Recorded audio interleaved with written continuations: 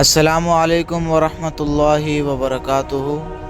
محترم ناظرین کرام، تبلیغی شورا ٹی وی آفیشیل میں آپ حضرات کی پھر سے ایک مرتبہ خوش آمدید ہے۔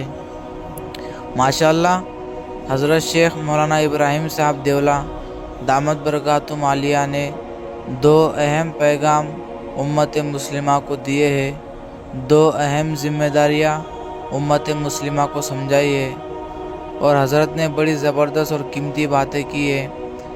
لہٰذا جو حضرت مولانا ابراہیم صاحب دیولہ دامت برکاتہم عالیہ کو اپنا بزرگان دین اکابرین مانتے ہیں، اور جو مولانا ابراہیم صاحب کے پیچھے چل کر ان کی بات سن کر دعوت و تبلیغ کا کام قربانی سے کر رہے ہیں، ایسے ساتھی اور جو ہمارے اس چینل سے جڑے ہوئے وہ سارے احباب سے گزارش ہے، دھیان توجہ سے حضرت کی قیمتی باتیں سنیے، فائدہ حاصل کیجیے، اور سارے امت مسلمہ کو فائدہ ہو جائے، اس لیے آگے سے آگے اس آڈیو کو ضرور شیئر کیجیے۔ لیکن موت کو بھلایا ہے۔ دوسرا، اللہ کو بھلایا ہے۔ سب سے بڑا گناہ یہی کہ اللہ کو بھلایا ہے۔ اللہ کو بھلانے کا مطلب یہ ہے کہ یہ فکر نہیں ہے کہ اللہ مجھ سے راضی ہے کہ ناراض ہے۔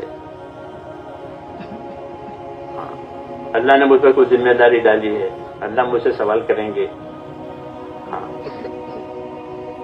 یہ بھول گئے، یہ بھول گئے۔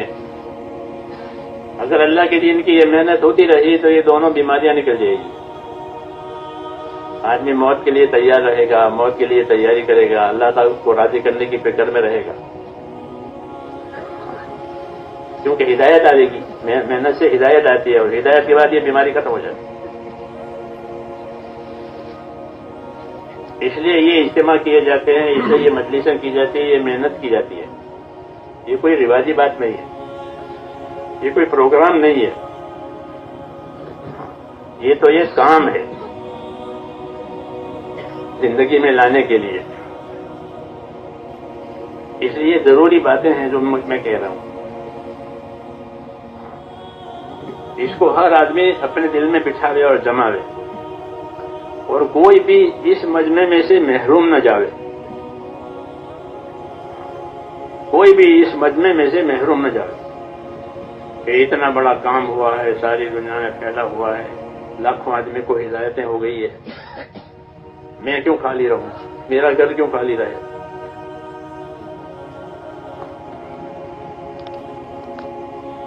اس لیے یہاں آپ کو بلایا ہے اپنی زندگی کی ذمہ داریوں کو سمجھنے کے لیے کہ میری زندگی میں مجھ پر کیا ذمہ داری ہے۔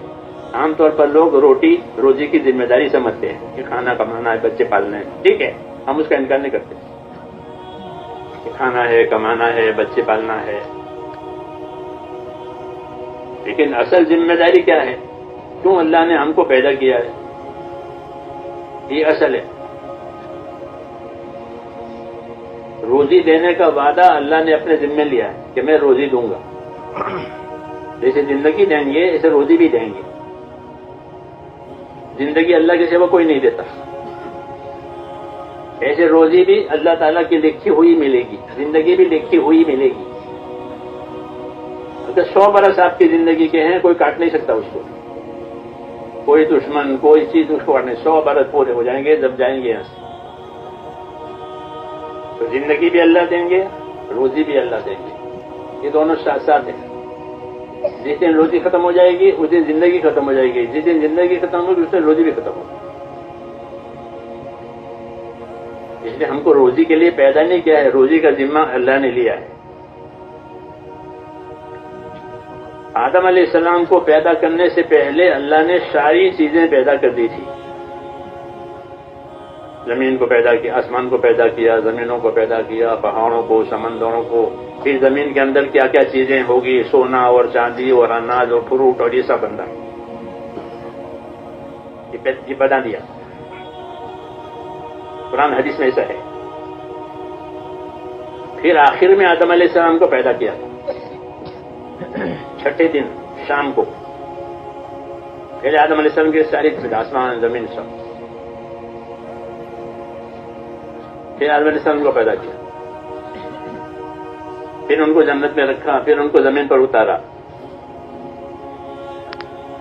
اور زمین پر اتار کر یہ کہا کہ ہم نے تمہاری ضروریات کا سارا سامان بنا دیا، سورج بھی بنایا، چاند بھی بنایا، ہوا، پانی، آگ، جتنی ضرورت کی چیزیں ہیں وہ سب میں نے بنا دی ہے، اور جتنی مخلوق ہیں وہ تمہاری خدمت کے لیے بنی ہے۔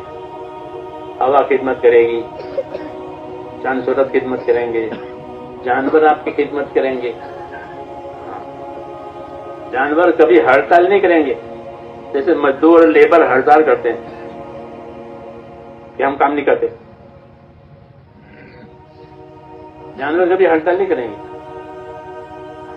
اگر آپ نے بھینس پالی ہے تو بھینس چارہ کھائے گی، دودھ دے گی، گھوڑا پالا ہے تو چارہ کھائے گا، آپ کی سواری کے لیے تیار رہے گا، آپ لگام کے لیے تیار، رسی کے لیے تیار، سب کے لیے تیار۔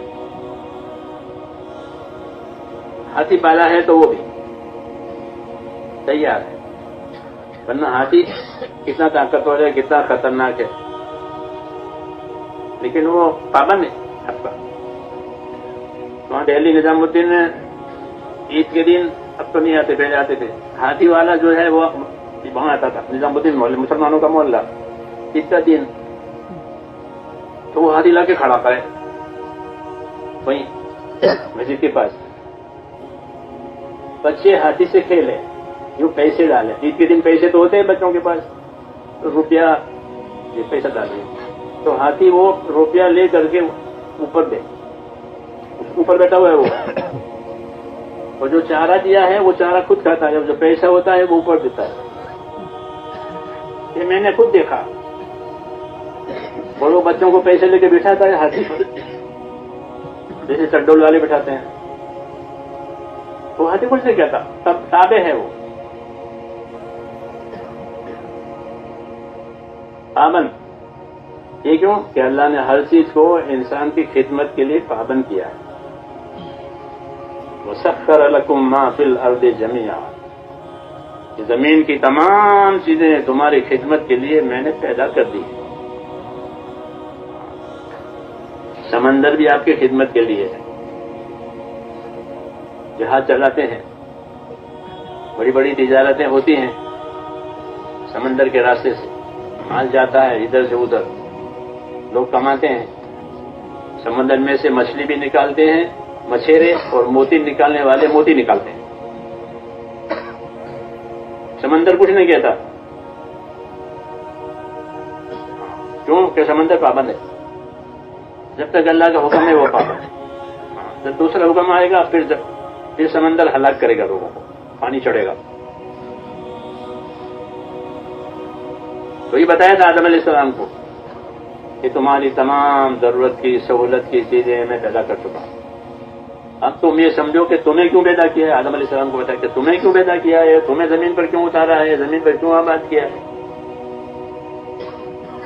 تو بتایا کہ آپ کو اس لیے آباد کیا ہے کہ اب ہمارے پاس سے یعنی آسمان سے وحی آئے گی، حکم آئیں گے، دین آئے گا، اس دین کو دنیا میں عمل کر کے پھیلانا یہ آپ کا کام ہے۔ آدم علیہ السلام سے یہ کہا جو یہ دین کا پابند ہوگا وہ کامیاب ہوگا، جو دین کا پابند نہیں ہوگا وہ ناکام ہوگا۔ یہ سمجھایا، وہ یہ بتایا،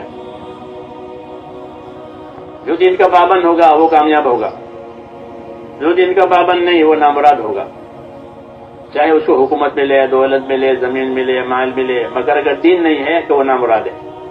یہ بتایا۔